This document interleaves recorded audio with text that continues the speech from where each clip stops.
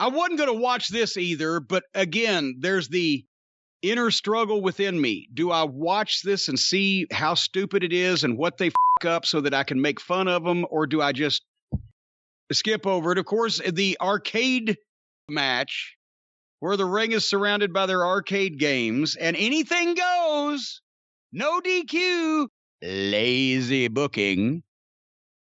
Bluto and Pip Sabian with the virgin Penelope Ford in their corner against Chuckle fucking Pockets. Again, more of this. Because it's funny. Because I like to play. Penelope was dressed like she's about to join a convent of nuns, wasn't she? She's so demure, everything covered up, not showing any skin. Virtually a Quaker. Virtually a Quaker. She looks like she just got appointed to the board of directors of a massage parlor. Anyway, so should I skip it because it's garbage involving subpar talent that nobody gives a shit about? Or should I point out how preposterous, silly, and embarrassing to the profession all of this is? Everybody already knows that. Should I mention that these fucking idiots participating in this actually think it's good? Or that the amateur wannabe booking or booker that's booking this shit is proud of it? But everybody already knows that. It's a parody of pro wrestling perpetrated by people that aren't athletically talented enough or intellectually bright enough to do the real stuff the real way, do it properly. So they're performing a parody of it for an audience of a little less than 1 million people, give or take, weirdos that don't like pro wrestling and want to laugh at it. And anybody who was ever a serious talent in the business or had any respect for it should refuse to participate in this program. And or definitely in this match. And I'm looking at Jim Ross and Tony Schiavone at this point. And maybe not Tony, because Tony was out of the business for 20 years. I know he's had a bunch of kids. Maybe he needs the money. If you come out and say, look, I know what I'm doing is embarrassing, but I need the money, then I could even have some sympathy there for people that are in a financial position where they need the money. I know Jim Ross doesn't need any money. He's got more money than he can spend if he starts now. I'm looking at the Arn Andersons. And not Jake Roberts, he's never had any integrity, but it got a Tully, who was more than happy to tell you what was wrong with you and how to correct it back in the day, and exists when shit like this is going on. It was Pip and Bluto having amateurish, bad, sloppy brawling, taking chance on getting hurt and hurting each other, reckless, dangerous bumps for no reason because nobody gives a shit about these people or anything they're doing because it's all phony. But somebody needs to fucking stand up. Chris Statlander came back and finally disproved my theory that everybody that comes out of a box gets over, because she did and she didn't. What are the odds she hurts herself again or somebody else first, is what I'm wondering. And as a matter of fact, right as I wondered that, she gave Penelope Ford a power slam off the apron through an air hockey table that just happened to be sitting at ringside. That just happened to be made of cardboard. I mean, that was not an air but they're all gimmick, and then Bluto picks up an empty or cardboard arcade game and they talk, oh my God, look at the strength. And it's obvious it's one of those Ed Wood Plan 9 from outer space fucking cardboard tombstones. Yeah, because when he picked it up, you could see the bottom is just a hole. There's nothing in it. Well, and he picked it. It was so easily moved, air was blowing it anyway. Minivan pulls up and it's Trent. He's back and being driven by his mother, who gives him a kiss on the cheek so he can go join the fight. I wrote at Great timing. She's lucky she didn't hit traffic or anything. Oh, yeah. else. If she'd have hit traffic down there in Florida, she could have been way late. At that point, I wrote, grown adults are doing this and trying to keep straight faces.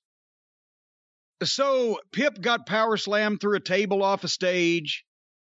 Trent's mother kissed him and he went into the fight.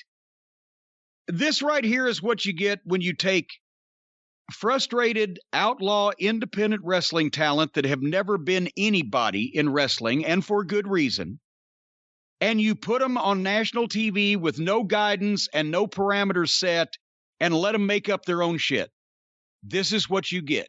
And these jackoffs think that this is good and somehow a proper representation of the sport of wrestling.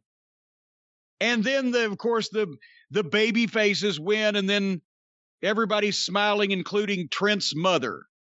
And boy, if you didn't like what I had to say about Penelope Ford, best friends, and Bluto and Pip, you can imagine what I'm thinking about Chuck Taylor's mother, or Trent's mother, or whichever one of their mothers. They're all a bunch of mothers. And where I was going with that a minute ago is somebody ought to fucking stand up and say, you know what? If you're going to make a television show this silly and this phony and this rotten, include me out of it. And the reason I say Jim Ross is because I think he's got the cachet, as they say, the power, the reputation, the respect from these people that they would at least listen to him and say, well, okay, what can we not do? And then he could say, like, most of this shit, but don't bury me. Don't make me have to go out there and call a bunch of fucking jackoffs from the Jiffy Lube doing a fucking comedy sketch of a wrestling match. Don't bury me like that. I was somebody. Just because I'm taking your money for your fucking upstart promotion doesn't mean that I've given up all of my principles. I was an important person in this business, and I will not be embarrassed this way. At least somebody could say something.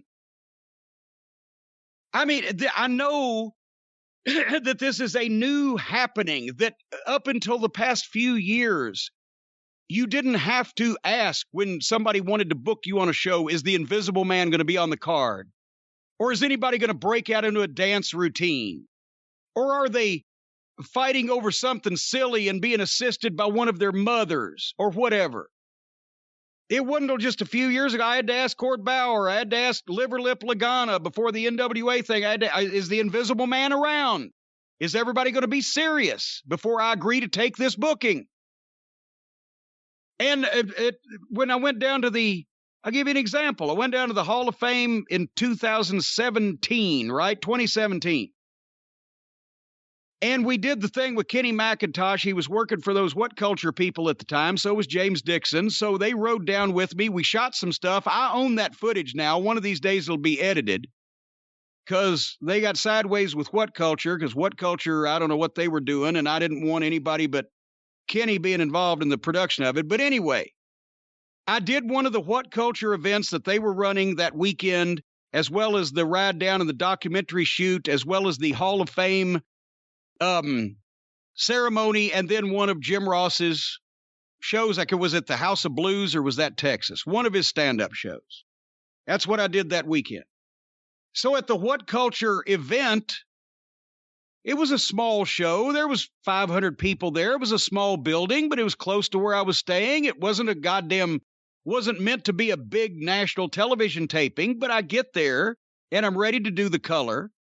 And James Dixon comes to me and says, well, we've had a substitution. The name that they had booked had to pull out, and they had to scramble and get something that resembled a name to replace him, and they came up with Joey Ryan.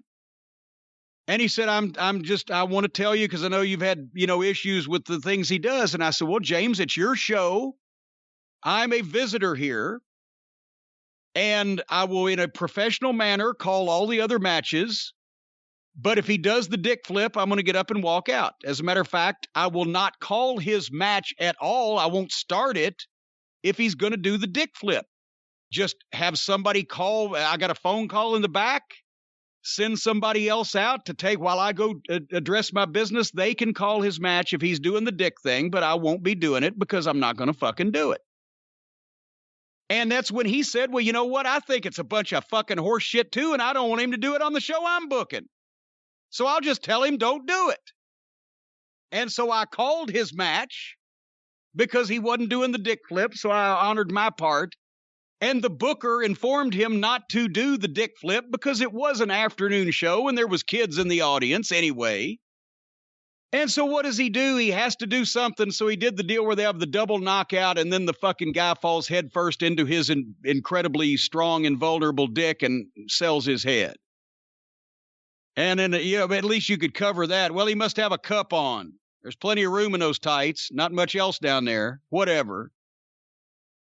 But at some point, people who are professionals, who care about, who have some pride and integrity, who ever had any respect for the business, who don't need to take people's money because they have enough, need to stand up and say, no, you guys want to have this goddamn four-finger stinker clusterfuck on national television. Do not get shit all over my face. If I'm going to be on this program, act serious and be professional, or I just won't be on the fucking program. And then pick who you want. And it's easy. The other person can go home. But everybody just accepting this gives me the sour belches. Closing thoughts, Brian. That match was a disaster. The whole Trent coming back thing, it just put a period or an exclamation point on what was the overall silliness and stupidness of it. I hate that Tony Khan licensed the Pixies' Where Is My Mind for Orange Cassidy.